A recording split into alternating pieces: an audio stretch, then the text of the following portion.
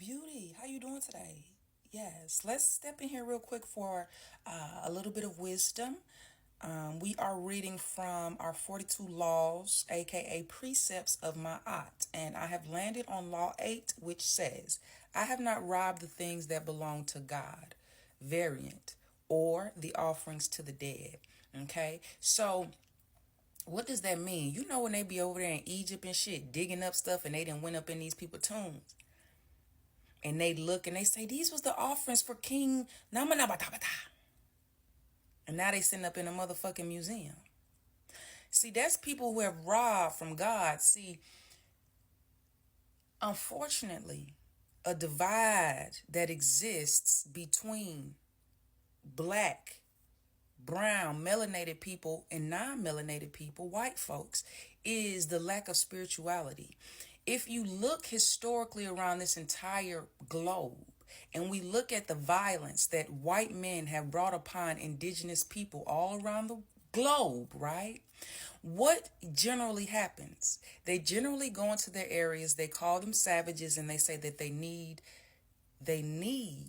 Christianity. But before they need Christianity, these white thieves, men, settlers, priests, they go in there and they steal the offerings and the different things that the people have set up for their particular gods and goddesses. And they hold them in their museums and they hold them in their houses. That's not what you supposed to motherfucking do. And when you do shit like that, you are robbing from God. What we must understand is that an illusion that exists between melanated people and whites, non-melanated people, is that we are separate. There is but one God.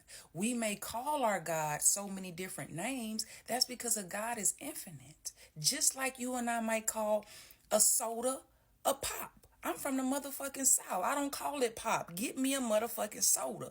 You from the North. Don't get me no soda. Get me a motherfucking pop. But we both could be talking about Pepsis and Coke. You see? Just like you say Allah, I might say Ra.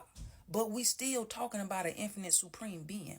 And so when we can understand that the illusion of us being separate is not motherfucking real, then what we must understand is no one's place to go into nobody's shit and tell them who they supposed to serve and pray and worship.